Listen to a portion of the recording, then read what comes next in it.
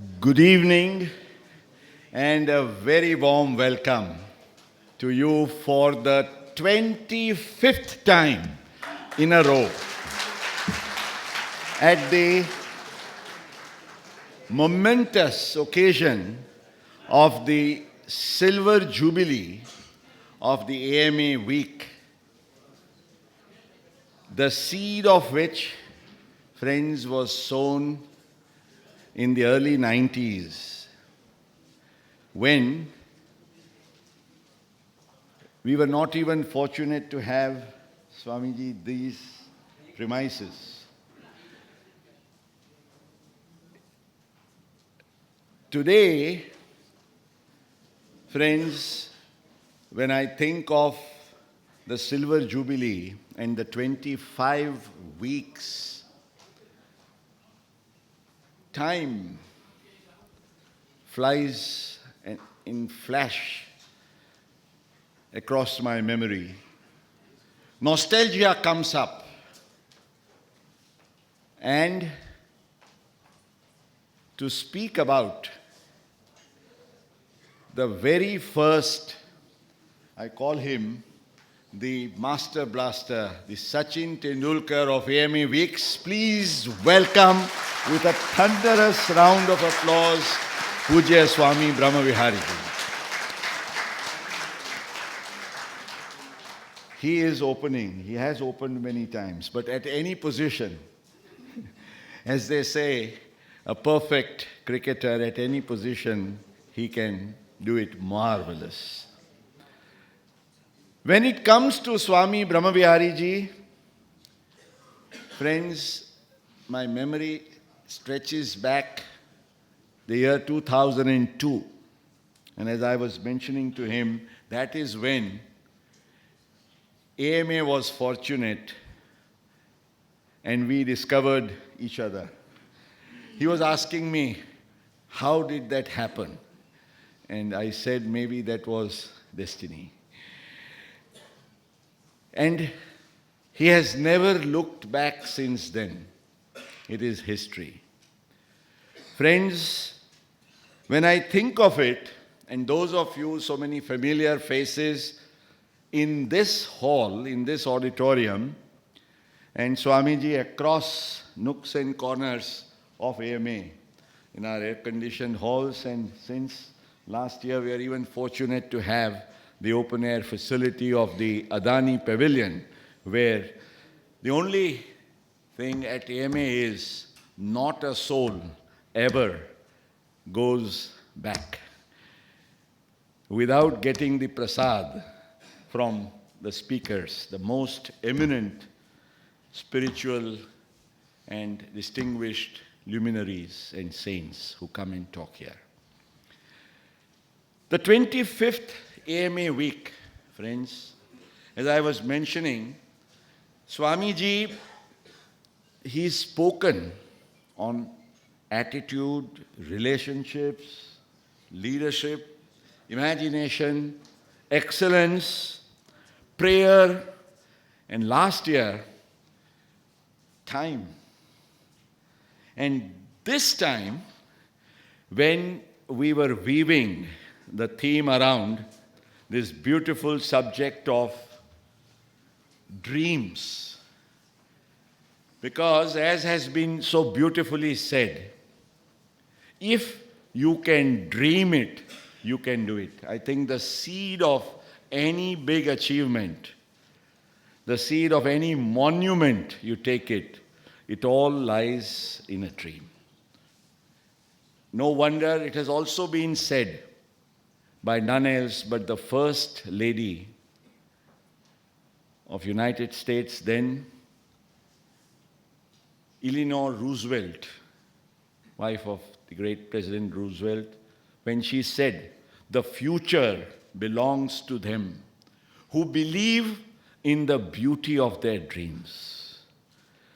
For us at AMA, this premises where you are sitting is a dream come true.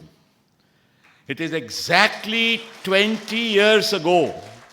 It was in August, 31st of August 1997, when a dream that we had cherished that Ahmedabad should be rightfully acknowledged as the management capital of India. And we have never looked back since then, friends. You know, AMA has been fortunate, Swamiji, year after year. And we've celebrated even beyond Silver Jubilee of receiving awards as the most outstanding and the best management association all over the country. So it is AMA's, and I think it's singularly because of the blessings and good wishes. We thought, let's talk about dreams. As I'm sure Swamiji would very fondly recall, and when we think of Pramukh Swami Maharaj, we also think of one of his closest, if I have to use even the colloquial term, buddies, because they were buddies, President Kalam. President Abdul Kalam, who said, and I hardly need to say, think anyone and every one of you in this audience would be able to narrate that lovely quote of Kalam. That dream is not something that you see when you are asleep. It is something which does not let you sleep. So friends, it is those dreams which are pursued with passion. Because a dream without a passion would be nothing. And I always like to quote this most favorite couplet of mine, of the great Urdu शायर who said, मंजिलें उन्हीं को मिलती है जिनके सपनों में जान होती है. मंजिलें उन्हीं को मिलती है जिनके सपनों में जान होती है. सिर्फ पंख से कुछ नहीं होता, हौसलों से उड़ान होती है. Friends, that is what dreams have to be nurtured and nourished. And we felt if we could pick up 5 dimensions of how to live the life of your dreams, the 25th AMA week brings that across to you this time. And to start with today is going to be this beautiful subject. As I said, you know, every time I talk to revered Swamiji and I say, Swamiji, what shall you like to pick up this time? And he picks up something and raises the bar of excellence higher and higher every time. This time, he said, Vishwa, let me talk about love. And so we said, start with this beautiful subject of experience the magic of love. Friends, that is all within his domain. But what dreams can achieve and what love can do, I think when it comes to the Baps, the Swaminarayan Sansthan, which has been for so many years nurtured by great saints, including Pujya Swami, Pramukh Swamiji Maharaj, is, if I have to mention one thing, what comes up my mind is Akshardham. Because that itself is a living monument of dreams. And Swamiji, when I was talking to him, he said, it is a happy coincidence that just as we are having the silver jubilee of the AMA week, he said, Akshardham is also celebrating its silver jubilee this year. It all started with Akshardham, Gandhinagar, Akshardham, Delhi. But then, friends, in 2020, what is coming up, if I am not letting out a secret, in 2020, quote, Brahmvihari Swamiji, he said that he just returned from the US and he made a statement there in the US gathering that in 2020, the world's largest Hindu temple will be outside India and in Robbinsville, USA. Because this Akshardham USA is coming up in 270 acres. Just imagine. And when he says 2020, it has to be. It cannot be a day later. See, that is the precision and the perfection with which dreams are pursued by him. Friends, when it comes to experiencing the magic of love, I only want to say one thing from my side before we request him and invite him to come and speak to you. Firstly, this 25 years is bringing us a landmark also of, by the time we complete the last lecture this time, and that will be Swami Adhyatmananji. I would also like to welcome him. We have our first speaker and the last speaker both here, and again, both of them from our own Ahmedabad. It will be 150 lectures in the AMA series, friends. And all of that is very proudly documented by us here. Swamiji, on behalf of AMA, while I welcome you, my personal feeling of the magic of love, which I would like to very humbly dedicate across to you as a thought, is 3 letters, F-L-Y, fly. Right? Who does not want to fly? In whatever sphere of life he is.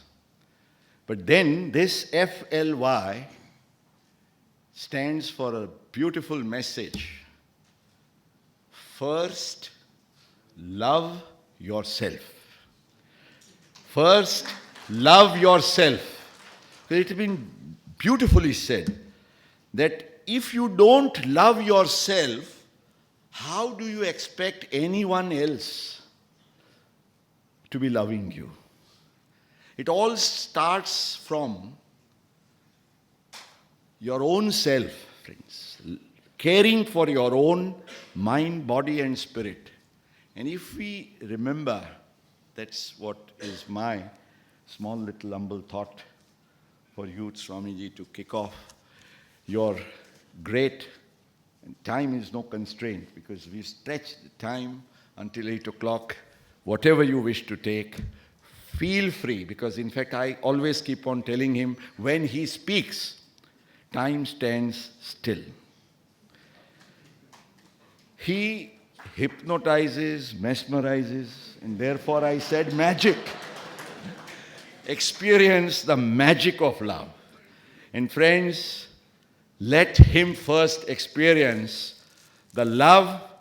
This bunch of flowers comes not only from AMA, but from nearly 2,500 souls which are here in AMA this evening. May I request you to please rise and give a standing welcome to revered Swami Brahmviharidas.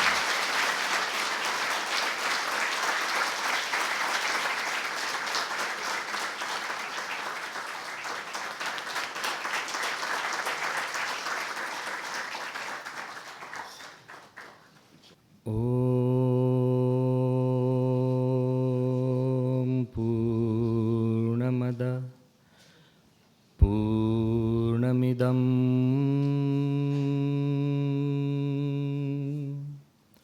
Purnat Purnamudachyate Purnasya Purnamadaya Purnamevavashishyate. Om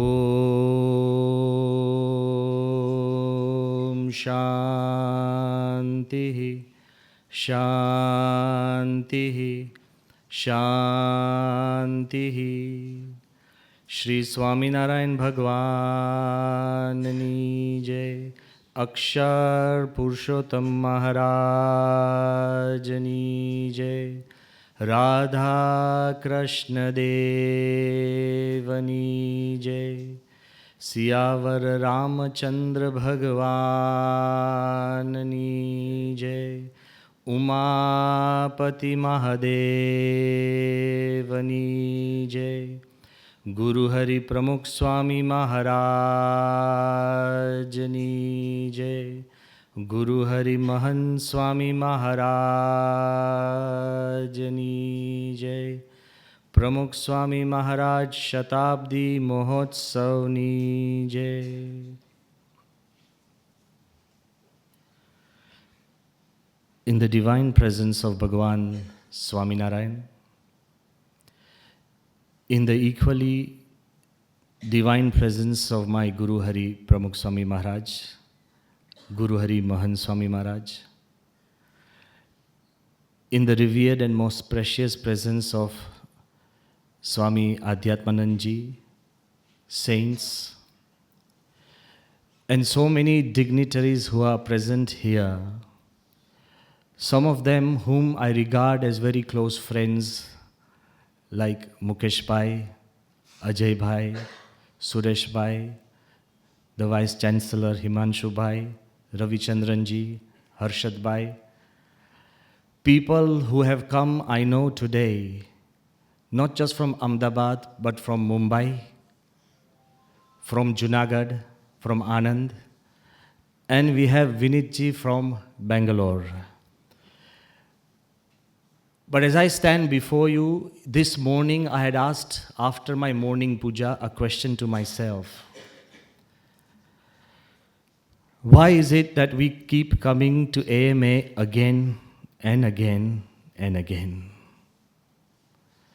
Is it because AMA has been regarded as one of the finest management associations in the whole of India for more than 20 times? Is it because of that?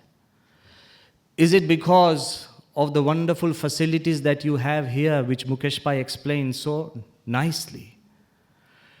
Is it because of the organizers who have taken out the time and trouble to organize such events on a regular basis? Is it because of everything that we see and we keep coming? Then I tried to answer it very profusely and profoundly. And the answer is very simple. I know today as I was passing that there are more than 10 halls and people are out there listening patiently. Some of you have come here at almost 4:30.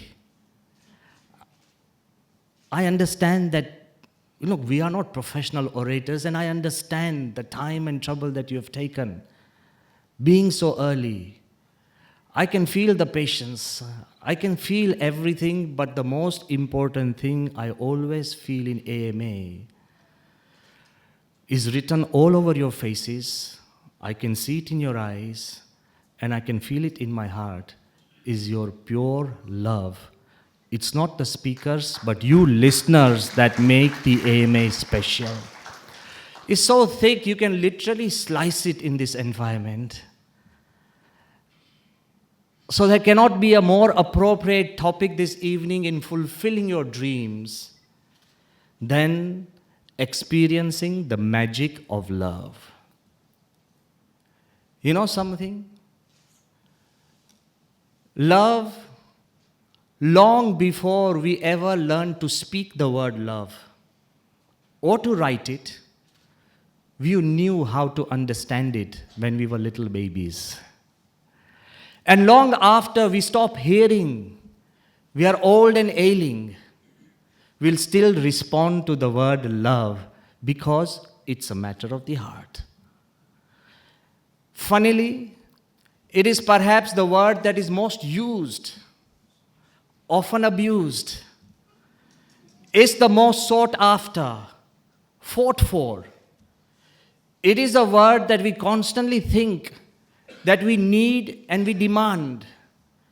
But sorrily enough, it is something or an expression that we understand the least. And we have to accept it, that we keep saying the word love, but we really can't understand what it really means. It's not an SMS, it's not a card, it's not a bunch of flowers. It's so many more things that we can't answer. I want to ask you a question. Why do little babies feel safe in the weak arms of their mother? And they start crying in the strong arms of a stranger. I want to ask you, why on a cold winter night, suddenly we feel warm when we remember someone that we love? Why? I also want to ask you that why we suddenly get butterflies in our stomach and goosebumps on our skin. We also should ask ourselves why sometimes we are so passionate about silly things we like and absolute impassionate about the important things we dislike. And perhaps the greatest lock or the greatest secrets of God can also be revealed by this small expression of love. Because all scriptures have said, "Blessed are the pure in the heart, for they shall see me." The secrets of the universe can be opened, and the secrets of your own soul and the souls of others can be opened by this key understanding of love. We all say we understand it. But I also want to emphasize one thing to you here, that I'm not here to explain about love because who am I? It's a feeling that God put into our hearts, so the best explanation about love can be given by God and nobody else. Or the person who experiences that deep divine love and the bondage between him and the universal entity. Yes, you'll meet so many people on the streets who'll come with the secrets of love. A book of 10 important points. Or simple secrets that will unlock the doors of somebody that you love. You'll find people. But I also want to tell you here that beware.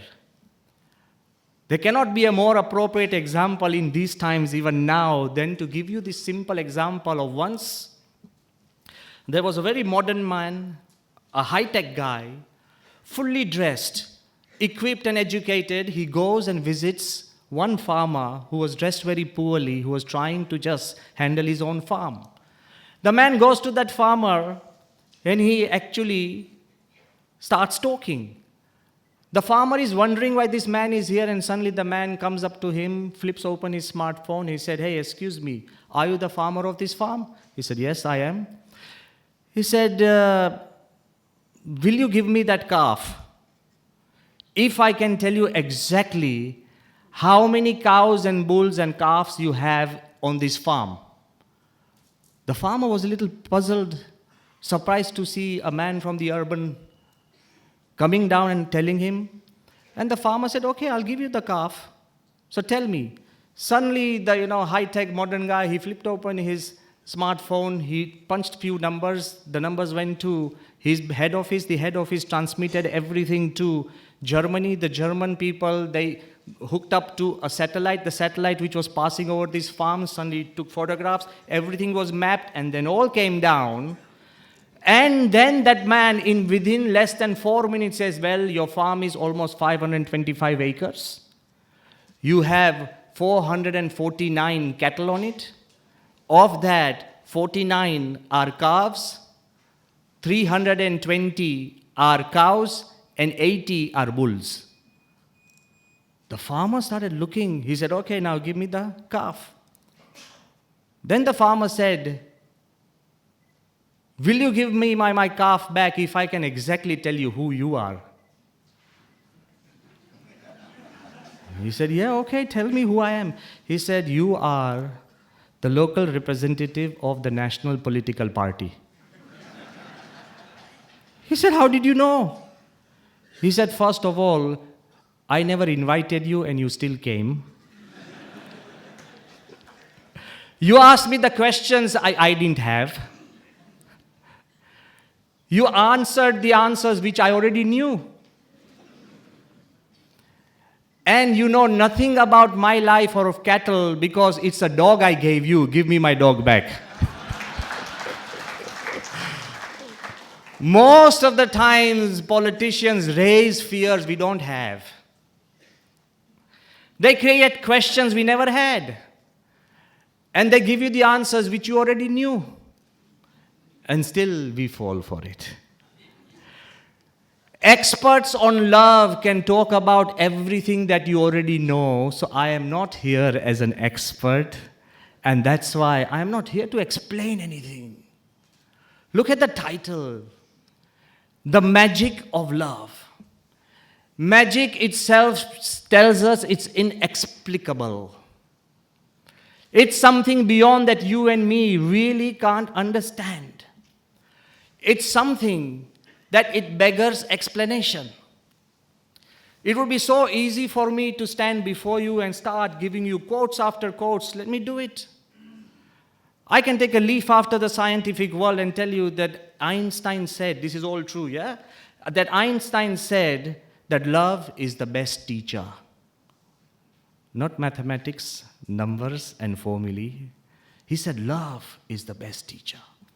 You had the greatest mathematician, Pascal, and he says love makes us feel different. Then we have Oscar Wilde from the world of literature. He says, without love, life is like a sunless garden with dead flowers. Then we have Martin Luther King, the great leader. He says, the darkness cannot drive out darkness, only light can. Hate cannot drive out hate, only love can. Then we have some of the greatest thinkers like Lao Tzu. He said, when we are loved, we get strength. And when we love others, we give hope. From every corner of the world, almost every thinker and every person we know, even the likes of Tolstoy, who has cast a spell on a whole generation, Tolstoy said that I understand only because I love. We only learn from the people whom we love. Remember, the rest is information. I can give you an account of Mahatma Gandhi saying that he memorized the Gita while brushing his teeth. That's information. If you love him, then that would be practical virtue. We only learn from the people we love, so love has always been the most important part of life. But then we have Kabir. Kabir has said, Dhai akshar prem ka, padhe so pandit hoy. You might have mastered all the knowledges of the world, you might be so big an expert, but if you don't have this ability to love, I find so many couples who always search for an educated partner. Don't get me wrong if you have both are highly educated. But then you have all the more reasons of arguing. What if two surgeons got married? There would be an operation every night. Every morning would be healing. So I am trying to tell you that, again, getting married is not a problem. Even the intelligent people. I am trying to say, unless you have mastered the technique of love, everything that we do becomes a non-entity. And, of course, we have the greatest examples of Tulsidas, Surdas, Meera, Narsi, talking about love. But once again, I want to emphasize one fact. I am not here to tell you about what other people said about love. That would be like a fact file without a feeling. What good is a seminar on water in the middle of the Sahara Desert? You'll be fully informed, but not formed at all. But let me take a leaf out of a person who knew nothing about love. You'll be shocked and surprised as I was turning the pages of history. I want to talk about a person who was perhaps hated the most by humanity, and who perhaps hated humanity the most. All the others I talked about had love as a center point in their life. Can anybody guess who I'm going to talk about? Wow, give yourself a big hand, everybody. So obviously you know what I'm going to talk about, right? Say yes or no. All right, then let me begin.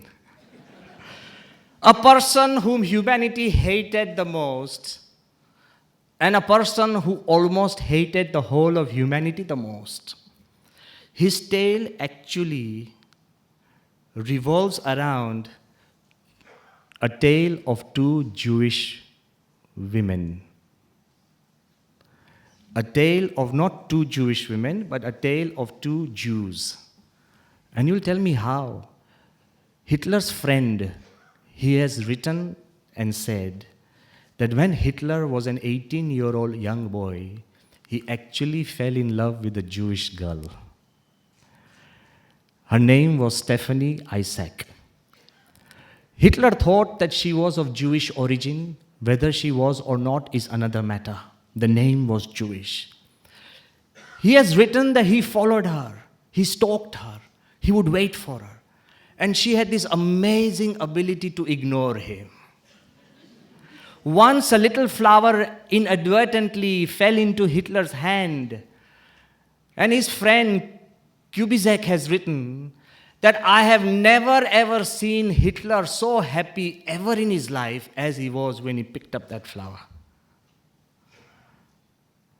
And it is also said that one of the reasons of Hitler, historians are debating, one of the reasons of Hitler suddenly developing a hatred for the entire race is because this girl never responded to him. A failed love. And Hitler, as he became bigger, he also put an ad on her name. If he could find her after she had gone to some other place in Germany. So Hitler was actually pining for her, but he could not actually get her. And Hitler, who actually killed 6 million Jews, trying to wipe out the entire race, and many more, actually, he has written in his book, Mein Kampf, that you must crush a Jew like a cockroach. He treated them like pests. He hated them. He humiliated them. But there was only one Jew that Hitler personally saved. Dr. Edward Bloch. Why? Because Dr. Edward Bloch was a Jew, but he treated the woman he loved most, his mother. And in 1940, Hitler personally oversaw that Dr. Bloch was given safe passage from Austria to America under the supervision of Hitler. A man who is said to have hated all Jews, but love can melt the hardest heart. The magic and power of love can actually change the mindset even of the hardest people around you. We tend to think that what would happen and where would it go? But we must understand that the most important thing a person can do or see in his or her life is something that he has to portray to other people. And I also want to say that if you want to really experience or really feel what love is, let's be honest. Let's leave Hitler aside for the moment and let's get back into this hole. We are all seated. Majority of you are married. We have friends. There might be a few odd ones out like me, Adhyatmanand Swami. But I want to tell you, despite the fact of our loyalty, if you go out for 5 minutes of this hole and when you get back in, there's a small note, handwritten note on your chair, and the note says, I love you. What would happen? Be honest. Suddenly, first you wonder, ke koi bijani nathi na? Then you start saying, it has to be me. As Mukesh Bhai just said, ke love yourself first. So you start thinking, but suddenly you go out and there are, like he said, there are 2,500 people all around this entire campus at this moment. But suddenly you come back and you find 2,500 notes saying, I love you. And then you know what happens? Everything becomes gold. Huh? Nothing is a problem. There's no roof on this hole. You can see the stars inside this ceiling. Nothing has happened to you. Suddenly your feelings have exploded. See the magic of love. Just the feeling that you are loved by somebody. You don't even know who it is, Ajuto. You don't even know. It might be a computer-generated message. You don't even know who it is, but who cares? Just this feeling of being loved changes your entire worldview. And that's what I want to emphasize, that it has the power. But again, the feeling of lack of love also makes us angry, frustrated, stressed, and regularly depressed.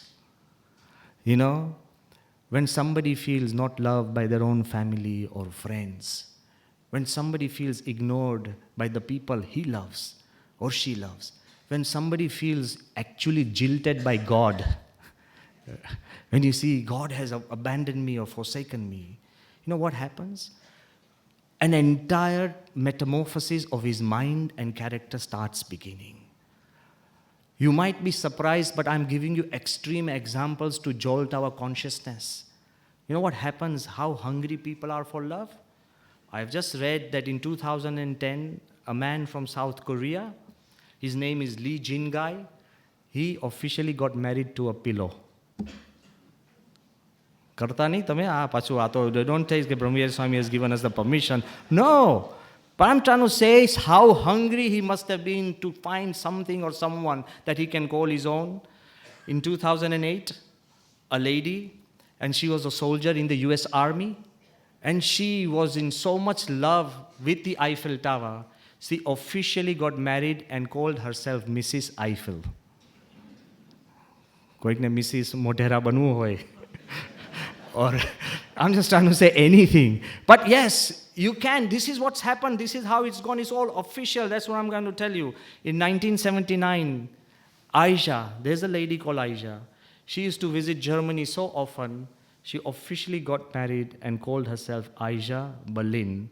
But after the Berlin Wall was broken down, she felt divorced. No, you might be laughing. This is all there. She became so possessed by the Berlin Wall that once it was broken down, she felt divorced, that no, there's nobody in my life now. The Berlin Wall was so close. There are people who got married to roller coasters. There are people who get married to cats, dogs, and so many things that we might find weird, but they're not weird. Just as love can weave a magic around you, the lack of love can create disaster and doom around you. And that's the most important part of love, is that if you take away love, it is said that the whole world would become a graveyard. Ask yourself, you take away love from a home, it becomes a guest house, which you only come during the night. You take away love from your family, it becomes a club where we only come down for dinner in the evening. You take away love from your mother and father, they become partners. You take away love from your grandfather and grandmother, they become caretakers. You take away love from your brother and sisters, you become colleagues who've grown together. You take away love from your friend, you become co-workers. You take away love from a sadhu, and he becomes just a counselor. And you take away love from God, he becomes a figment of imagination. Love has the power to give life to life. You're no longer a name, you're no longer a person, you are somebody special that gives energy to you. So that's what I'm trying to say, that impossible things become possible. That's the magic of love. And I am not here, again, to give explanations. That you already know. God has given and implanted this seed of love in every heart. Every heart. But impossible things become possible. Let me give you examples from the lives and real lives of people. They're not logical, because love is not logical or rational. It is perhaps the most irrational thing. One day somebody does something to you and you love him or her. If he repeats the same thing again, you just abhor him or her. પેલો કે ગયા વખતે તો આવું કીધું કે ભાઈ ગયા વખતની વાત નથી, આ જુદું છે એમ. See, we keep changing. It's this mutation. So love is irrational, love is magical, and love is mystical, but it dominates our rational, logical, and absolute real life. And how? Think of these things which are absolutely impossible, that they have the power. You know, sometimes we argue that our relationships are dead. We have this issue. We think with him or her, I can never develop a relationship. It's dead. We've had such a big fight and we think everything has gone into a coma. It's not possible to wake up. Okay? Let me tell you an example from Chicago. One young boy, his name Ryan Schroeder, he went into a snowmobile while he was studying and he crashed. Because of that difficult accident, he was taken to a hospital, he went into a coma. The doctors tried everything.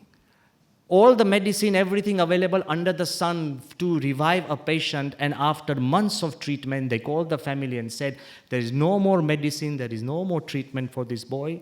He'll never come out of coma, he'll only die. The family said, what can we do? He said, is there anyone who loves him deeply, or is there anyone he loves deeply? He said, yeah, God, let them spend a few days with him, and that's it. Finally, it's over. There was no possibility of reviving that little boy. His mother came and she just started talking to the boy, her son, in the coma, which she was sure he could not listen. The doctors were clear that nothing is happening. Okay? When everything was beyond repair, it is said that in 3 weeks' time, the boy opened his eyes. No medicine, simple, pure love of a mother. And the height of this experiment or truth is that the boy recovered 100% and started skiing again. Don't think love is a cushion or a comfort or a simple balm or a paste to repair things. Love has the power to revive, if relatives, it has the power to revive dead relationships. Don't feel disheartened. It has the power and the magic to bring life to almost anything that has gone beyond repair. But you'll tell me, Swami, our problem is not these dead relationships, because I want to make it really practical. You might say, Swami, my immediate problem is my daughter and my son. Yeah? I think everybody is smiling. So we've hit a chord. So you'll tell me, Swami, my immediate problem is my daughter and son. Why? They never come home on time. Sometimes they go away, and sometimes they don't report to me almost 2 days. And the real worry is, we all send our daughters and our sons to foreign countries, but the fear of the parent is that will they or will they not lose love for me?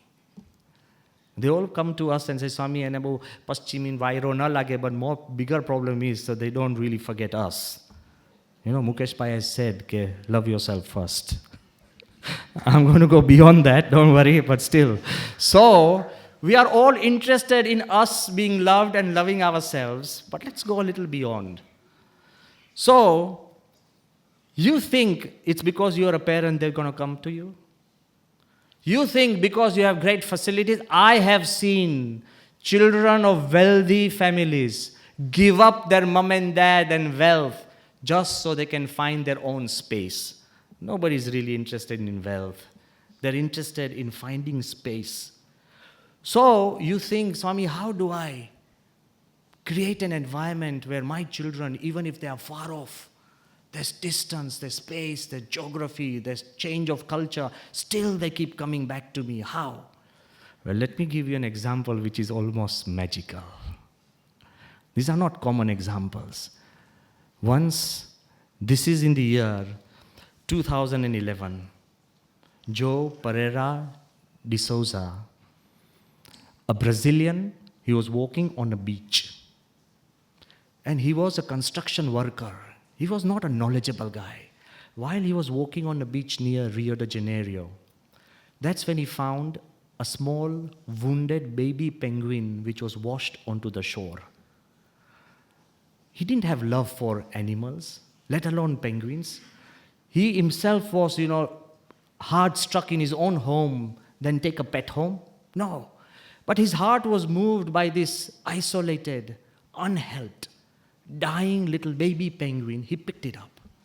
He nursed it, took it home. And for the penguin to become better, it took almost 11 months of nursing and care that this man felt. After nursing the penguin and the little baby penguin became fine, the only thing that he could do was to put the penguin back into the sea. Wait and listen. He came and put the penguin back with tearful eyes, knowing this is your life and this is me. The penguin, wherever he had gone, nobody knew. A year later, 2012, on the same beach, that little penguin arrived again. And the man never noticed it because he was a construction worker. Animals and penguins did not form the equation of his life. And he was uninterested because he had a headache, 11 months of headache by taking care of one penguin. He saw another. He just left it. To his shock and surprise, that penguin followed him home. That penguin followed him home. And since that day onwards, every year, for 8 months, this penguin comes to his home for 8 months. 4 months, it swims all the way to Argentina, 5,000 miles, for breeding. And then 8 months, it comes back to him, all because he loved him once, that the penguin comes to him on his own accord. Love your children wherever they are. If penguins can come back, your children will never desert you. Love them. Love has to be shared and given once. Even if it's genuine, it's from your heart and it's thorough, it will weave its magic for life. So don't tell me that old relations cannot be revived. They can. Don't tell me that people who have distance within you and them, they can be bridged if your love is genuine. But then somebody will tell me that, Swami, I have been trying, but forget about somebody else. But if it's all my own husband or my own wife, that's an everyday problem. We can't tell, we can't advertise. નહીં ઘણીવાર આપણે એક સીટમાં બે જણ બેસવા જઈએ ને પછી આમ તો આપણે વિવેક કર્યો પછી હલવાઈએ. In a car, if it's only space for 3 people, you say, come on, બે જણા બીજા માઈ જશે. પછી પેલો કે 2 કલાકની જર્ની જ, પછી દુઃખ થાય કે સાલું આમ. So I'm trying to tell you very simply that you might tell me that, Swami, some people are gone cases, impossible. One lady, she had a deep hurt in her heart, and the doctor said, look, your medical problems are because you are holding a vengeance against somebody. He said, yes. She said, yes, I know. He said, against whom? My husband. And they said, but you're a widow. He said, yeah, he's died long time ago. He said, but then why are you holding this vengeance? He said, but it's the experience I've had with him, so I'm holding a vengeance. He said, if you give up this vengeance, your disease will be cured. She said, no, I'm a very religious person. I keep everything close to my heart. The doctor said, what if God came down on this earth and told you, you give up the vengeance? He said, I would tell God that you've never been married to my husband. I am here to tell you, sometimes we feel some people and some relationships are gone cases. But let me bring out another leaf from the magical world. It's a true experiment. I have personally seen this stuff. There's a botanist whose name is Luther Burbank. He had this amazing love for cactus. When you go into his studio and home, he would find different breeds, different species of cacti all over the place. But then once he started thinking, why do cactus or cacti, they have thorns? So he thought, because he was the botanist, he said, of course, they're living and growing at a very low land. Any animal, any creature could come and eat. And because they need to preserve themselves, there's nothing else. So in a desert-like environment, if anything comes, the thorns would be a safety procedure for their own security. So remember, when somebody's swabhavs become hardened, it is like a safety valve. Okay? You may be the cause, but still. So he started thinking, he said, now in my little room, observatory, the cactus doesn't need to fear anything or anyone. So of all the species, hundreds of species in his own laboratory, he picked one. He started stroking it gently between the thorns and talking to it. He said, they don't need to fear. You are secured. You are in my hands. I love you. This is simply talking to the cactus and expressing love and gently feeling it in a different way. To his shock and surprise, a new leaf grew from that cactus only, and that leaf did not have any thorns at all. If a cactus can give up thorns, so can other people. You don't tell me, Swami, you are not married to my wife or my husband. God put you together. There must be a reason. Accept it and go ahead. But the responsibility and the onus depends on us of how we actually mold, express, how we actually envelop somebody in the love that we have. But then you can also tell me that, Swamiji, sometimes it's the past that keeps coming back. Love has the power not just to dethorn, but even to erase the past memories. In 2016, this is perhaps the first time I am expressing this in public. In 2016, after Pramukh Swami Maharaj passed away, and we were in the process of doing tribute assemblies all over the world, I happened to travel to Johannesburg, South Africa. And there on the stage, the person sitting next to me was Isu Chiba, a stalwart of the ANC party, a person who had been jailed with Nelson Mandela. We all hear the stories, of course, they are great stories and real stuff, of Nelson Mandela being patient and being jailed for 27 years and not holding a single hurt in his heart. But Isu Chiba, he was next to me, and when I was explaining to the people that, even Pramukh Swami Maharaj, even after Akshardham was attacked, he took the higher moral ground of still preaching peace, no revenge, forgiving everything, moving ahead, not sticking blame, and taking the path of peace. To give up difficulties, revenge, and also vengeance, that's the most important path for a human being. Why are we humans? It's not like a dog fight dog.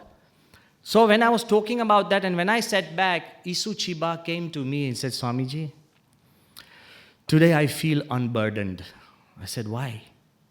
He said, now I want to tell you, listen to this story. He said, I was also in jail with Nelson Mandela, and I was in jail for 17 years. On Robben Island, 17 years. And as he started speaking, his lips started vibrating, trembling, his eyes filled up red with hatred. He was so, horrified. They had been freed in 1990s. This was 2017. Look at the memories, the past that keep eating us. And he said, Swamiji, the biggest difficulty or the biggest humiliation I've ever suffered is when the white supremacists, they treated us like dumb animals. You can hurt somebody, you can humiliate somebody, you can make fun, you can help make them fail, you can actually beat them up. But to treat them like animals and dehumanize somebody is the worst crime anybody could do. I said, what was the problem? I didn't want to touch his sore nerve. He said, no, I feel relieved, so I want to just open up. I said, yes. Isu Chiba said that I had freshly got married in Navsari. He is an Indian of Indian descent, a South African living for generations. He said, I was a part of the freedom movement in ANC. And when I had got married, I had taken my wife from Navsari to Africa. The only language she knew was Gujarati. But then I was jailed. And in the jail, whenever somebody came to meet, there was this code that you could either speak in English or Afrikaans. The moment you used any other mode of communication or language, my sentence would be doubled. Vicharo, he told me, here I am, every other day my wife would come before me. Because she couldn't speak any other language, she would stand like a dumb animal. She would see me wither. She didn't understand English, so I would remain quiet. I saw her grow older, 17 years. Every other day we saw each other and stood like dumb animals. I can never forget the hatred that grew in my heart. So when I started hating everybody, Nelson Mandela found out. And Nelson Mandela called me, he said, Isu, in the jail, they are actually being, dehumanized by the supremacist apartheid regime. And Mandela called me into his cell. He said, Isu, why are we here? And he said, for freedom. He said, do you think freedom can be attained through force and compulsion or hatred? He said, no, but Mr. Mandela, I have decided the moment I get out of this cell, if I do, I'll hunt down every white man who has conspired against me and I will kill him. He was telling me this on the stage and I was really shocked. Yes, I had decided to kill every white man who had conspired against us and kill them.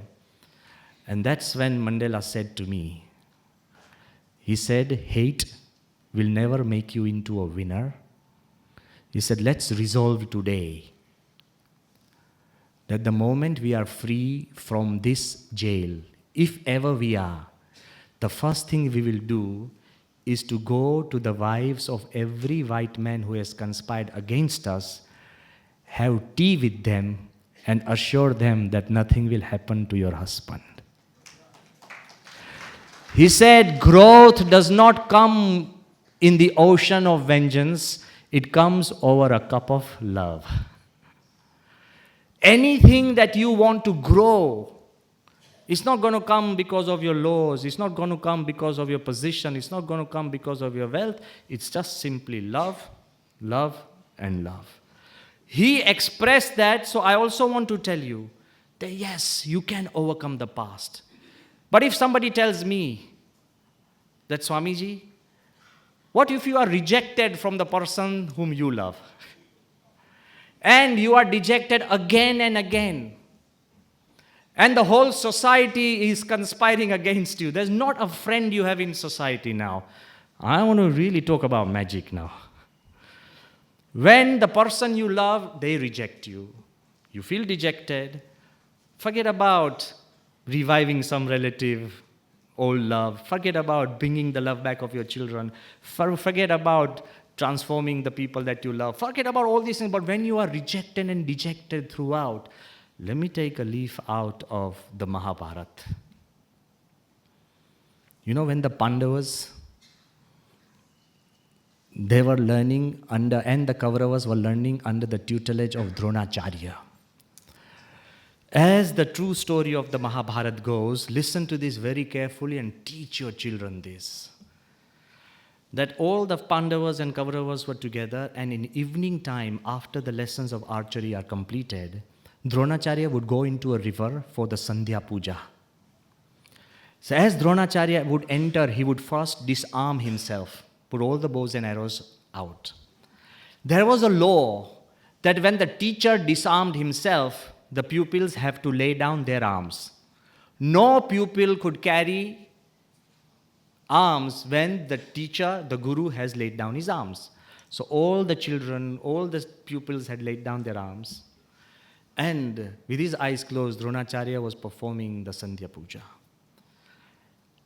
And with the corner of his eyes, suddenly, Arjun saw 3 alligators approaching in the river to Dronacharya. Now he was in a confusion whether he could pick up the arms or whether he could not.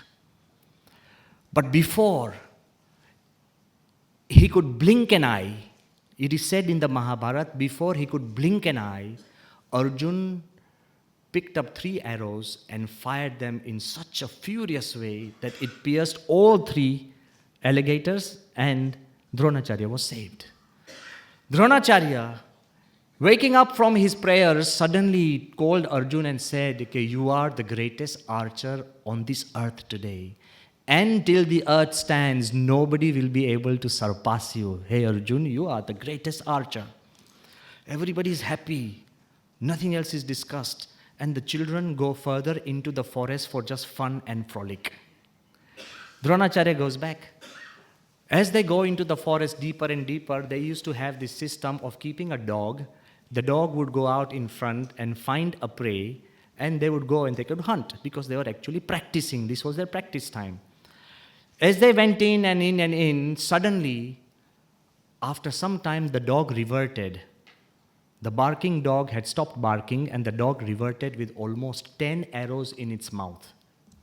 You all know the story, but wait. 10 arrows in the mouth of the dog, and Arjun was shocked that all the arrows had been placed in such a way that the dog was not bleeding at all. That would be the best doctor, ne? He can give you an injection without a pinch. So everybody's amazed. How come our dog, which was a masterful hunting dog, come out back with all 10 arrows in its mouth without a slight drop of blood? God, who did this? While all the other Pandavas went back and the Kauravas went back, Arjun, he had just been called the greatest archer of the world. And he said, God, I don't think I can do that. He goes deeper and deeper inside the forest in a reclused area. He sees a young Adivasi boy, a tribal boy, Eklavya. And he sees this little boy dressed in, vegetables, flowers, and his clothing are all simple raw stuff.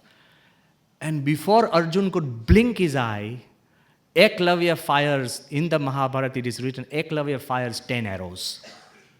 Arjun could do 3, he fires 10. In all 10 directions. Before he could open his eyes again, all these 10 arrows have returned with something special. Someone with flowers, some fruit, some a fish from the river, some other things, some special fragrant, systems. Everything is there before a small idol of Dronacharya, which was made of clay. Arjun is shocked. So he runs back to Dronacharya and he starts crying. He says, you're a liar. Gurus can't lie, you're a liar. And Dronacharya says, what's the problem? He said, you called me the greatest archer in the world, but I have somebody. I just saw somebody in witness who is far more powerful than me. So why do you lie to me? And you have taught him more because I saw your idol. The rest of the story is history. I don't want to go into it, but I want to tell you one thing. What gave the Vidya to Eklavya? It wasn't Dronacharya, it was Eklavya's love for Dronacharya. You think you need to be present before the same person to learn and imbibe his virtues and values? Your love has the capability of remote transfer. The person you love may be at the end of this world, but if you love him or her genuinely, his values and virtues will be transferred to you. This is the magnetism and magic of love. The person may not have to be on this earth with you. Come on. Love has the power to actually bring out the values of somebody from the past. If you love Mahatma Gandhi genuinely, we know people who follow his creed and faith even now. If you love Sardar Patel, if you love Narsi Mehta, if you love Bhagwan Swaminarayan, if you love Krishna, we see day in and day out, all the bhaktas, they receive inspiration. That is why Krishna has said, Mad Bhaktya. He says, because of my devotion towards me, Abhijananti, only then you will know me. So the magic of love is not just within your walls and your home and your family. It applies to the entire expanse of not just humanity, to the worlds, the other worlds, and to the world of gods. Love has the power not just to revive, not just to regenerate, not just to reform, not just to revisit. Love has the power to remake yourself if you know how to love. Ultimately, you will then ask me, the Swamiji, but why doesn't he work with me? Why doesn't this magic happen with me? Well, the answer is very simple. Of course, Mukesh Bhai, I totally agree with him. I'm not here to say he's not wrong. He's right. Yes, we must love ourselves first, but then we have to go to the second step. We should also love others. In this world of ours, everybody has learned the mastery of loving themselves. And I know what Mukesh Bhai was saying. He is saying that when you love yourself, you become better. I agreed with that.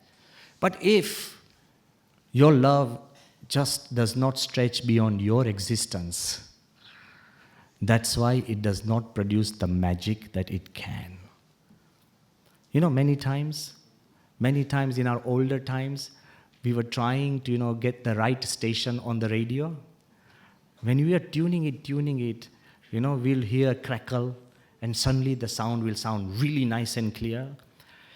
As long as the radio is slightly out of tune, only thing that you'll experience would be crackle. Sometimes on a winter's morning, you get mist over your glass. Nothing's wrong with the glass. It's just a thin film of mist. As long as it's misty, your image would not be clear. Even in a TV, the older versions I'm saying, that you had to get the channel right. Before that, you will just get snow, or you get a blur image. A slight readjustment of that focus will give you the real image. The problem with our love is, nothing is wrong. We have the capacity of loving, and we do know we have it. But most of our love is selfish. Many times, we pretend to the world we are taking pictures, but most of the time we are taking selfies.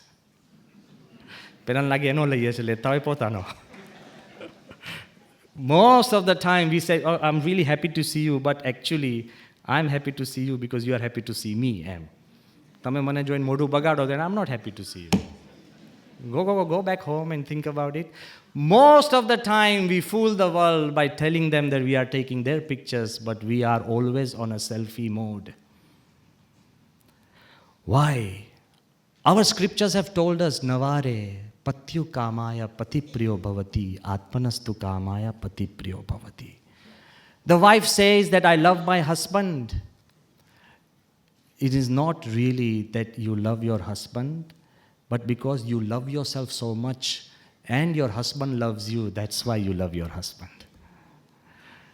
When we say, Navare, jayaya kamaya jaya priya bhavanti, atmanastu kamaya jaya priya bhavanti. When we say we love our wives, it's because apne anukud che, that's why we love our wives, not because na hoi to. Navare putraya putraha kamaya putraha priya bhavanti, atmanastu kamaya putraha priya bhavanti. We say we love our children, but because we love ourselves the most, and the children fall in line, that's why we love them, not because the children are children.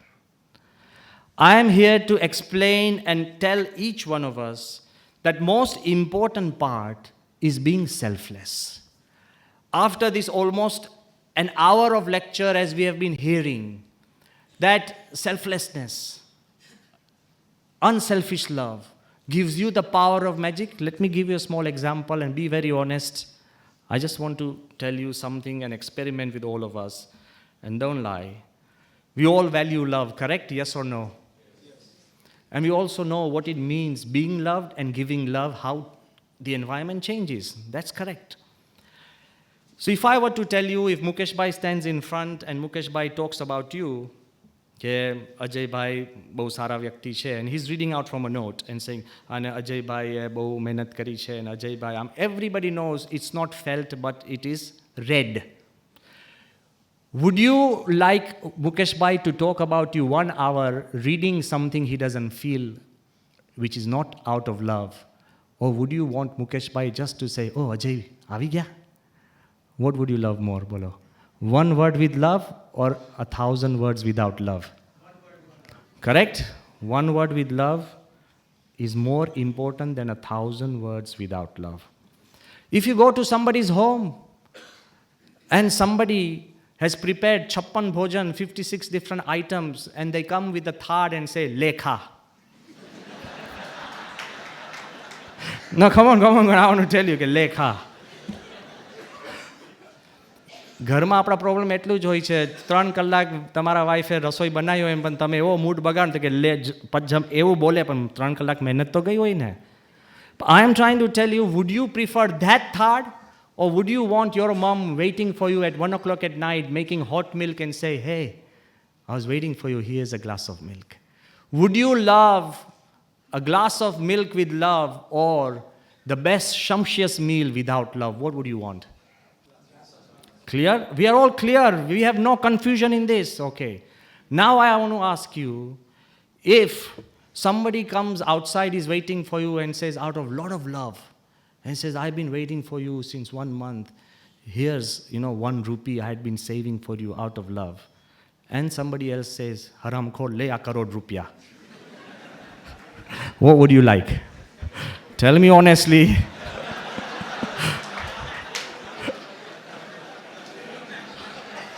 Come on, tell me. તમે જે માંગશો એ મળશે? See, that's what I'm here to tell you. With all this 1 hour of explanation, we still feel love is selfish. તમે કહેશો કે સ્વામી, I've been used to all this swearing and everything happens. Let me take the crore rupee and go away. Why? Because sitting inside us, as we know that we love and love is important and selflessness is important, we are still continually, layer by layer, possessed by this selfishness which we can't really explain. I want to tell you what selfishness can do. You all know, and I think most of us celebrate Mother's Day. And you probably also know it was founded by Anna Jarvis. When her mother, she passed away in 1905 on 9th May, she decided that, to specially have a day for all the mothers in the world, not just her mother. In America, there was a big problem between the Confederates, okay, and the other section.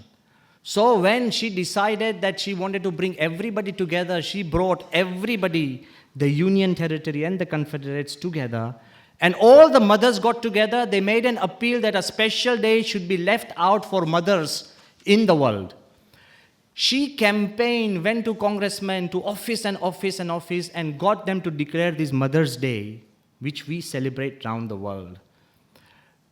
After 9 years, she found out that the entire Mother's Day, actually her concept was love, meeting a mother, talking to her, cooking for her. The entire love idea for a mother was commercialized, and it all turned into just greetings. It all turned into flowers. And you won't imagine the lady who founded Mother's Day. From that day onwards, once she felt it was commercialized, she spent her entire life trying to cancel Mother's Day. But commercialization had taken over so fast, greed, selfishness, that today it's become an industry of $2.6 billion in America alone. The gifts and the flowers are different. This woman, Anna Jarvis, she almost became insane in trying to get rid of Mother's Day. For the last 25 years, she had to be admitted into a mental asylum, and the entire cost were paid by the flower industry. We don't want to commercialize love. We want to personalize it. We want to personalize love. Because even the love that we share, we express most of the time, is commercialized. Is done just for the sake of things. But if you can personalize love, then the most important thing I want to tell you is first, yes, love yourself. But don't end there. The most important thing you can do in love is to actually remove yourself from the equation of your own life. Make your love selfless. You know, love is not a noun, it's a verb. Love is heard, but is felt in action. You can talk about water, but when you pick up a glass and give it to somebody else, that's love. You can talk about coming on time, but if you can wait 1 hour for somebody whom you love, it's love. Love is not about laws and rules, it is about breaking laws and rules. I'm being very honest. Huh? It is about breaking laws and rules and still feeling comfortable. You can only forgive a person who breaks laws if you love him or her.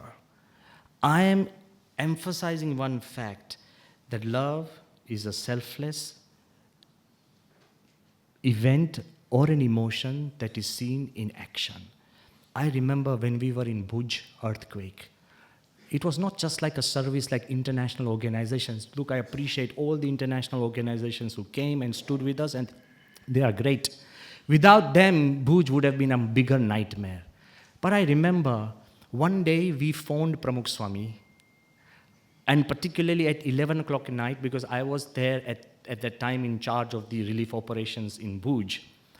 So when we phoned Pramukh Swami, about 15, 17 sadhus were there. We were so tired of serving hot meals. Because in hot meals, you have to bring everything. You have to bring water, then you have to cook, then to serve. And all international organizations told us in a time of a disaster, hot food is not correct because bacteria could breed and there could be a lot of diseases and everything could spread. It has to be pre-packed.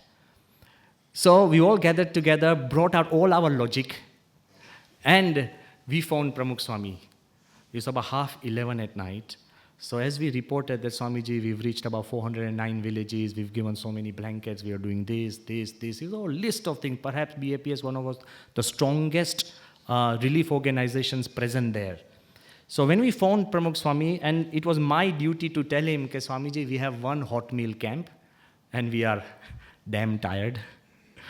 And it's going to be very difficult. And international people are advising us that shut down hot camps. Collectors ne bada hoy and experts, they were all telling us that you can't do it. So as I was telling Swami, I remember it's about 11:45 at night, and I said, કે બાપા હવે આપણે આ ગરમ ખાના પણ બધું આપણે બંધ કરીએ. અને સ્વામી કે કેમ? મેં કીધું કે બાપા, so I started giving all these proper reasons. You know what Pramukh Swami told me? Swami said, if you go home at night and if there's a cold meal waiting for you, your hunger will be satisfied, but you will not feel loved. But if your mom gets up and makes the milk hot again, you will feel her love more than the milk itself. So instead of closing down, he listed 11 different places where we should open other hot meals camps. And I want to tell you, by the end of 1 month, we had fed almost 2 million people hot meals in Bhuj, and that gave us the hope. It is not about serving, it's not about the routine things, it's adding love to what you do. You don't need to change anything you do, just add a little bit of more life and love. And that's the reason when a person lives a life not for himself, when your children feel that you are living and making decisions not for yourself, but for them, when the leaders are looked upon and seeing they're making decisions not for themselves, but not for their parties, but for the country. When you see religious leaders standing up for their own followers and taking decisions that would help them and not just the growth of religion, that's where love is felt. In Pramukh Swami's life, why do you think on 13th August 2016, more than 2 million people came for his darshan? I was there. You look at our planning. We were expecting on the first evening, because he passed away at 6 o'clock, we were worried that maybe 4,000 or 5,000 people, 50,000 people turned up. And majority did not have Tilak Chandlo, they were not Swaminarayan. We found out that more than 2 million people came in silence. They came down to pay respect. Some people came with resolutions. There were couples who were on the verge of divorce. They pledged not to go forward with divorce. There are people who came with so many different things. There were outsiders who opened up meal camps. None of this was BAPS. I have to be honest, it wasn't BAPS. Everybody gives credit to our management. There was no management involved. It was the world that was responding to the love he has shared with everyone. Why would the Indian embassies remain open on Sunday everywhere around the world? Why? You tell me. I have no answer. We never applied. We never asked. Why so many people came down? Because I feel, and I also know, I've heard, that there were mothers with just 1 day old child coming down so they could tell their child when it grows up, saying that you had the darshan of Pramukh Swami. That's how people have come. And there were old people who were pulled through into that crowd. Nothing happened, that they knew this was their last darshan on this earth. I am trying to tell you why. The answer is simple. If you know of anyone who has visited 17,000 homes, 17,000 villages and cities, yeah, you can say some politician for his work may have. Now my second question is, Pramukh Swami went to almost 17,000 cities and villages. Not big, smallest. But the same person should also have visited 250,000 homes. Come on. Have you visited your brother's home 250,000 times? I'm trying to say the same person who has selflessly visited 17,000 villages has to have visited 250,000 homes. For what? To create peace on these homes. And the same person should have personally written 750,000 letters. You go home, I can ask randomly to anybody who are here, I can ask, Parag, how many letters Bapa has written to you? 12. Okay, he's a simple young boy. You can ask anybody. There'll be people who will have 50 letters, 10 letters, 11 letters, 100 letters. There are people with 200 letters Pramukh Swami has written to them for small things. I want to tell you, even in this world where we find it difficult to even write a line, ready-made cards, forwarded messages, don't ever forward a message because they know it's not yours. It's not yours. And people think that you just wait for the blue tick. There are experts who just go down and click everything and the blue ticks are an illusion. All I'm trying to tell you, here is Pramukh Swami, and imagine a person who has never had a thought of hurting or hating anybody. That is love. So when you love, penguins from all over the world will come to your shores because you loved them. You don't have to tell them that you love them. So when you have a life which is selfless and which has been spent, I'm asking you, you don't have to do it for the world, at least in your own family. When you go to a place, don't search for the best room. Give it to everybody else and at least go for the worst. Swami, do it. Don't pick up the best pillow. Don't every time rush to the front seat of the car. Those are not important. The fact you have the ability to give up something that you deserve will make people fall in love with you forever. Why do we love Sardar Patel? Because we all believe that he deserved to be Prime Minister. And all the other prime ministers are forgotten. He was the only uncrowned prime minister who will never be forgotten. He gave up what the whole of India felt he deserved. That's why we still love him. Love is not just to do with me, me, me. Love is to share and go beyond yourself and to be able to love everyone else. And that's what the Mahabharata has again said. that the greatest form of love, more important than the sisterly love, the brotherly love, the motherly love, the fatherly love, the parental love, the friendly love, more important than all the loves we can classify is your love with the divine spiritual love. How does the Mahabharata define? Once, just before the Rajsuya Yagna, Yudhishthir decides, when all his friends, his cousin brothers and brothers are all there, all his elders are there, there's a crowd of people who are shouting Yudhishthir's name. Yudhishthir goes, before I start the Rajsuya Yagna, let me go to Krishna and ask him. Suddenly people stop him and say, but why Krishna? Why do you want to go to Krishna?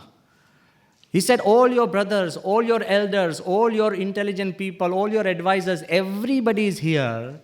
Why do you have to go to Krishna? And look at the answer Yudhishthir gives. He says very simply, Kechit hi sauradat na dosham parichakshate. He begins, he said, yes, I know there are my friends inside this crowd. I know there are advisors, but because they are my friends and they love me too much, they will not even be able to tell me the truth if it hurts me. He said, because I know there are some of seniors inside here. Because they are my seniors and I respect them, but they love me, but they do not know what is good for me. So why should I ask them? Within this crowd, there are my enemies. Dushman panche. Because they are my enemies, they will mask the truth as untruth and untruth as truth and misguide me. That's why I'm not asking him. Yes, there are people who are intelligent, they can foresee the future. He said, but I'm not asking them because with intelligence, there is also the vice of selfishness. So they will always do something where they're always one better up than me, so I can't ask them. And yes, there are the pure-hearted people who love me and they are pure in the heart. But at the same time, they want me to progress. They also want themselves to progress. Sahyaro. She said, all of them are here. But I go to Krishna. Why? Because he needs nothing from me and I can give nothing to him. I go to Krishna. Why? Because he knows the truth and he will tell me the truth even if it hurts me. I go to Krishna. Why? He can see the future and he will take me to the future long before I reach the future. That's why I go to Krishna. And that's why he says that this love for God, because it's selfless, it can transform you, it can pick you up. And this selfless spiritual love has the power to connect you to the cosmic world. It's not just simple that I'm here to explain to you, but it has the power. And sometimes all these powers you see, it helps you transcend the world. The worldly love, the mundane love that we have may create bondage. Ghanano jeev pachi nikre. Sometimes love becomes so possessive that you feel suffocated. You know, there is this story of a mother. After more than 25 years, she got a child. And she loved her child so much and she smothered the child with kisses that it suffocated. Are bhai, ene breathe karano time to apo. But ultimately, the love of God does not bind you, it redeems you. Mukti ape che. Because that love is actually supernatural, it helps you transcend. What Kalam experienced with Pramukh Swami, one thing he said, he was one religious leader who transcended all religions. Hardly any religious leader could transcend the religion he leads. Kalam said that all other religions are beautiful islands. They're all good, beautiful. But Pramukh Swami was the bridge that could bridge every island together and create spirituality. So the love helps you transcend. The love that helps you bridge. Yah setuhu ijana naam. It is a bridge that takes you beyond this world and beyond this body. And that's what Kalam has written also in Transcendence. He has said that once he phoned Pramukh Swami Maharaj And when he found him and he wanted to bring, he's very open-hearted. Kalam said he had written a book and Khushwant Singh had written that it's the best book for burning. Kalam writes that his book was actually... So Kalam decided, I must bring Khushwant Singh to Rashtrapati Bhavan. The guy who says that Kalam's book is the best book for burning, so Kalam said, I wanted to bring Khushwant Singh. Then straight away I saw a peacock. When I saw a peacock, suddenly I remembered Sarangpur, where Pramukh Swami normally stays. So I decided if Pramukh Swami could come to Rashtrapati Bhavan. So I happened to be there with Pramukh Swami and Kalam called me. And Kalam said, Swamiji, can you tell Pramukh Swami I want him to come to Rashtrapati Bhavan? I said, yeah, I'll explain to him. Swami ke Kalam Sahib ne padramni karavi che Rashtrapati Bhavan ma. And then Kalam added, with all 700 sadhus. I said, that would be a nightmare in our secular India. Saffronization of the Rashtrapati Bhavan. So I was scared, I was like, oh God, Rashtrapati Bhavan. And I'll also explain, અમે સંતો આવીએ ને એટલે અમે પછી અમારી પત્તરની જોડી હોય એટલે રાષ્ટ્રપતિ ભવનમાં બધે પત્તર લબડતા થઈ જાય, પાગ બધી પડે. If somebody goes for a bath, એટલે કટકા સુકાય. We are everything like Dhobi Ghat and kitchen, everything in one, What would happen to the Rashtrapati Bhavan? I couldn't imagine. I said, God. And then I said, Bapa, સાહેબની તો ઈચ્છા છે કે 700 સંતો આપણે પત્તર લઈને જઈએ. ઈચ્છા હતી એમને જમાડવાની. Kalam. And Pramukh Swami picked up the thread. He said, સાહેબને સમજાવો, સ્વામી કે આખો દેશ ઊભો થઈ જશે. સાહેબની ભાવના તો સારી. See, love is also seen when you deny something, but your purpose is benign. It is also seen when you deny something, but your purpose is benign. So Pramukh Swami said to Kalam that, there is one way. Kalam said, how? He said, whenever you think of me, I will be in Rashtrapati Bhavan. And Kalam has written in this book, he said, I believed in what Pramukh Swami said. Whenever I thought of him, when I was walking the Mughal gardens, when I was in my room, whenever I was stuck, I felt his presence. Then he goes on, he says, when I was in a conference in Sri Lanka, and that's when I remembered Pramukh Swami, I felt him. When I was giving a lecture in the European Parliament and the whole of Parliament stood up and said, this is the best address we have ever heard, Dr. Kalam. Little did they know that Pramukh Swami was speaking through me. Kalam has written clearly that when I was in Edinburgh University and I was given the prestigious award which was earlier given to Darwin, Alexander Graham Bell, of those likes, when I was receiving the reward and I closed my eyes and I felt Pramukh Swami with me. He has taught me the secret of love, that whenever you think of someone, he is present, she is present, and you feel the values. So the love that helps you, transports you, transcend all the little things of life. And that's what we have to understand, that it makes you much more powerful than you can ever imagine. Look at Mirabai. No wonder in her love for Krishna, she could drink poison and the poison turns into nectar. એકલું ઝેર પચાવી નથી ગયા, મીરાબાઈ અમર બની ગયા. એમને તો ભક્તિ આપણે બધા કરીએ, લો ઝેરના, forget about ઝેર. I've got some, like if I have some really, I said I've got some miraculous water, પ્રસાદીનું પાન, ગંગા જળ, ચાલો, I've just come from Ganga, I've come from Mansarovar. Mansarovarનું અહીંયા પાણી છે, all of you come, I'll give you a drop, drink it, it's going to be very sacred. But when you come, just on the bottle is just a small tape written poison. કેટલા લેશે? બધા કે સ્વામી આવું માથે ચડાવ તો ચાલે? I tell you, this is Mansarovar, but we believe the word so much. And let's say the other way around, I said, આ ઝેર છે. Okay, એના ટોપ ઉપર લખેલું હોય Mansarovar. It doesn't work the other way. We are so accustomed to thinking and believing in the negatives that the positives don't have any play or room in our hearts. The magic of love is when, through the love of God, you turn it into positives. What did Narsi Mehta have? None of the riches and none of the success that we say, still he lived like an emperor. Mari hundi. I am trying to tell you the love for God makes you bigger than what you are. It makes you brighter. It takes you beyond this world and into a world that you have never ever contemplated. So as I conclude, I would like to emphasize one very important thing. Love, sometimes it's not doing the great things in life, but doing the small things with great love. I'm not asking you to open the roof for your children, but do the simplest thing with great love.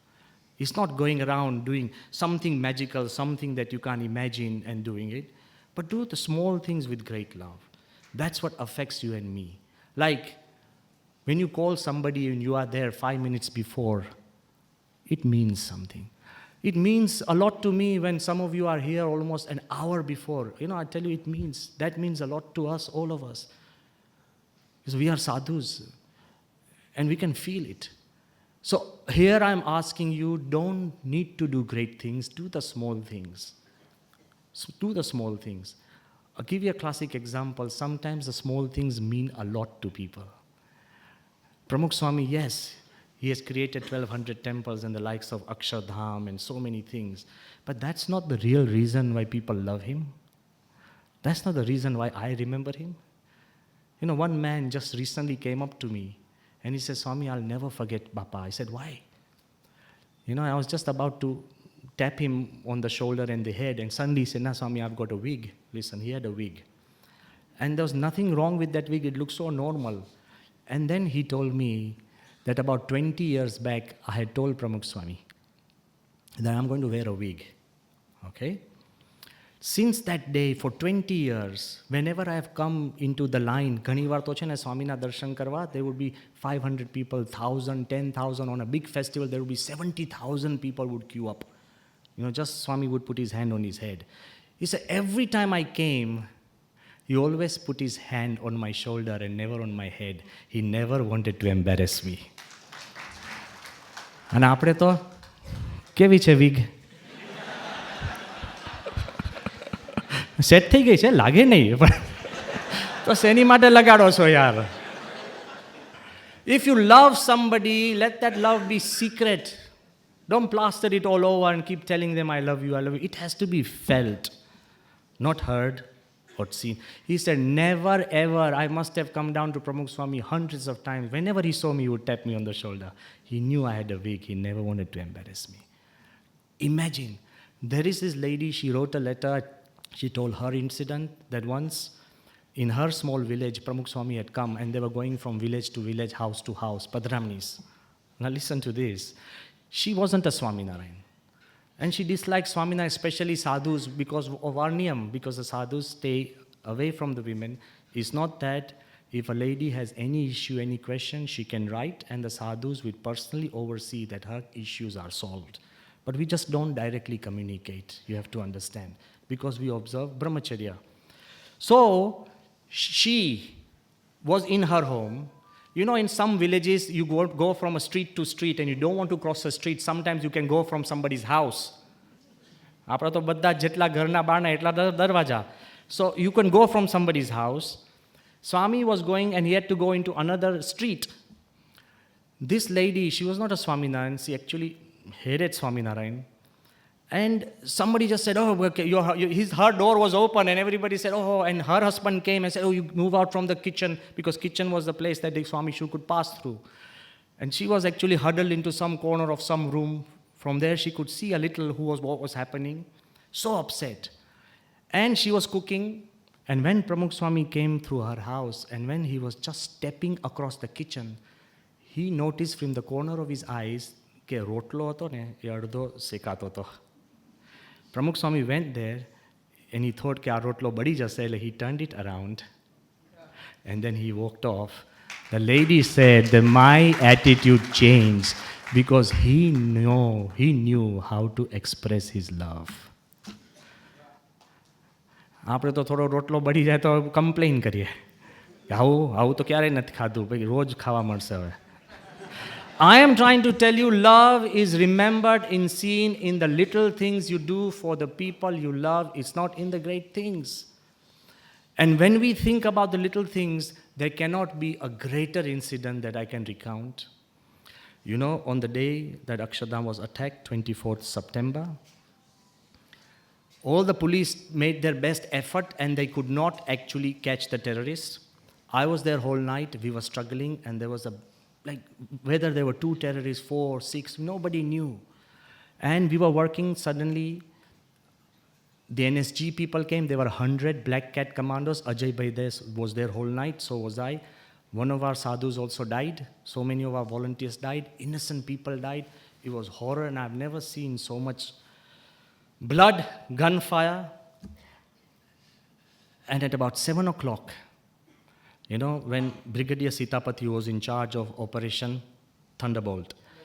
So when he was in charge at about 7:02 in the morning, when the terrorists were killed, okay, he asked, I was the first person he took to identify the terrorists, and then he asked, I still told him then that there may be 1 or 2 more, not just 2.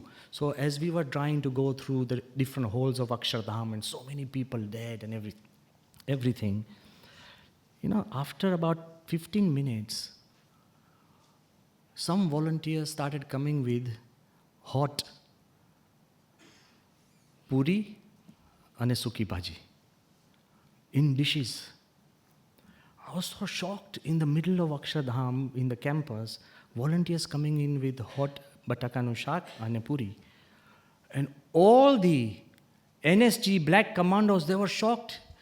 And they all said, this is specially prepared by Pramukh Swami for all the soldiers who are here because they worked all night. The NSG people said, this is not in our protocol. We have gone and saved whole armies and things, and nobody has ever thought about our drink and food whole night. Somewhere Pramukh Swami asked some people, then make hot food because they have stayed awake and worked hard. And if you see those pictures, all the NSG people putting their guns aside, taking their shoes off, and eating some food that Pramukh Swami has specially made prepared. If your house is attacked, if your family is wounded, who would have that extra love of preparing something? We would beg. Love does not turn you into a beggar. Love turns you into a giver. And the miracle that happened, the hardest of hearts, Brigadier Sitapati, who was in charge of Operation Thunderbolt, he was so affected that with one gesture, he said, we've freed hotels, we've freed institutions, we've gone out in war. Nobody has had the thought for us in this way. So after retirement, he decided to join Akshardham, and he is our chief security officer all over. You don't need a lecture. You need one gesture of genuine love. And if you have that gesture of genuine love, then nothing is a burden in life. I'll leave you with something which I just read recently. You might think that I've been dealt a wrong card. You know, in your own family, you have one person who doesn't obey you.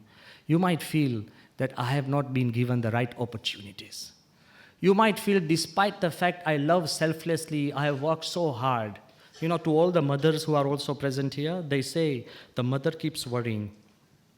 The mother keeps working hard. And the mother keeps expressing her selfless love for the whole family. And why nobody really appreciates her. But life does. Recent research says, because of the genuine love that mother keeps expressing through her work, service, and worry, that's why mothers always live longer than the whole family. They're supposed to be stressed but no, it's the love that creates the magic within you. So give love. Why? Even if you think there's a burden, even if you think your father has left you with a debt, even if you think you have to stand up for the wrongs that your son is doing, even if you think your father is not the right father, why give love? And I don't think there can be a more classic example, again, a real life miracle that the magic that love can do is the story of a father and son, Rick and Dick. It's a true story. It's not from the scriptures. It's not from history. It's something that has happened in the present and exists now. One man, a simple man, he was stout and fat. They had their first son.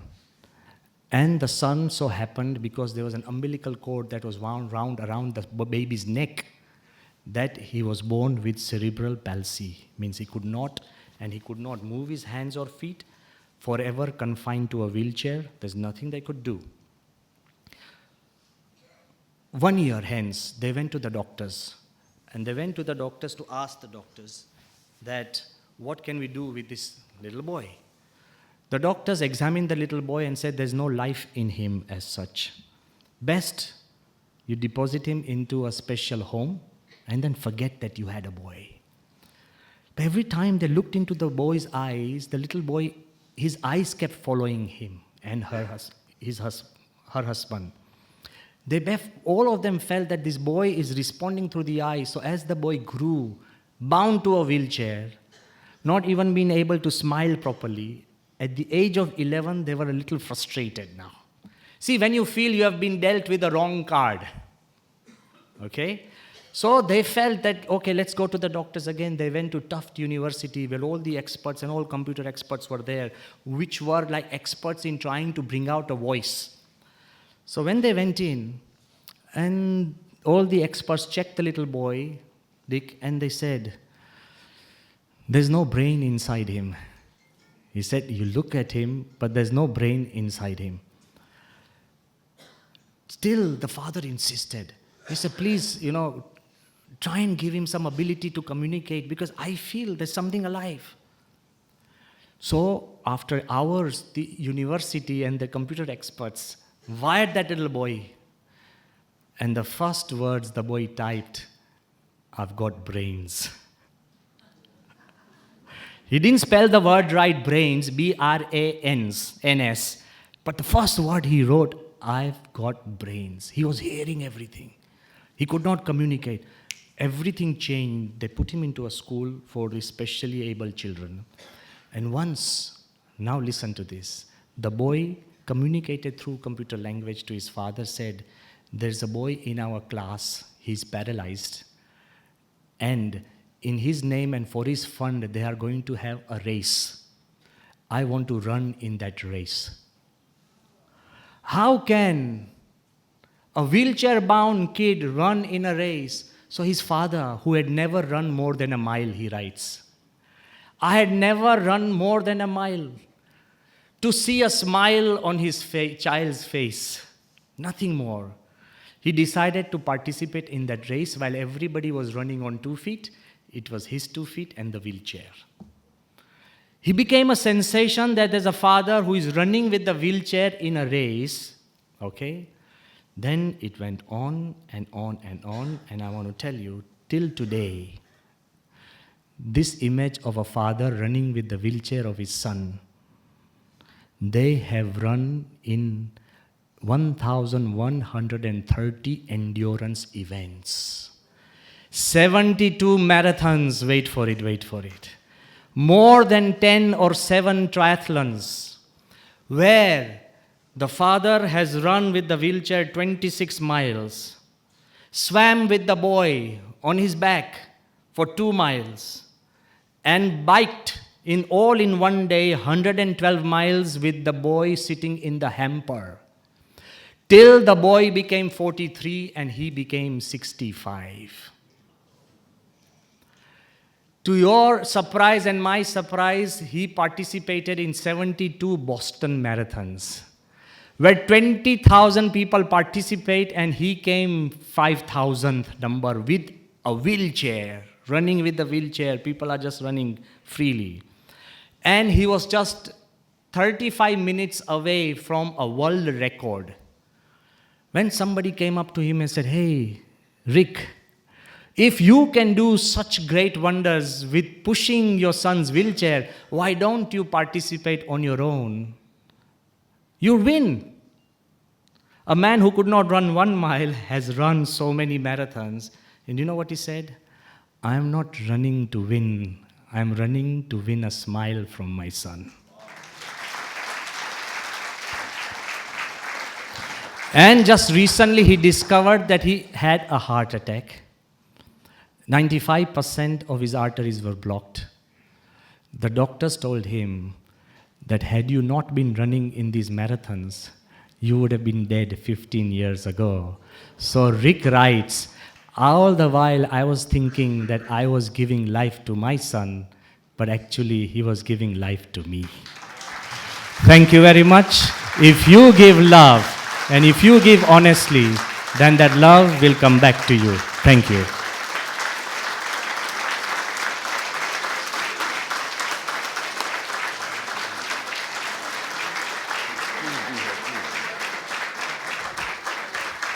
Just be seated for a minute. Just 1 minute. And friends, I told you earlier, when Swamiji speaks, time stands still. You must also have experienced that every time he visits AMA at the AMA week, he weaves magic, and today was no exception. We are so deeply touched from what I very humbly handed first, love yourself, to stretching across in tune with the infinite. Swamiji, on behalf of all of us, we are indebted. Friends, AMA feels proud that Swamiji's talks, lectures, over all these years, they have gone far and wide across the globe. And if there is any existence in any part of the solar system, I am sure the waves would have gone there as well. Friends, a thunderous applause.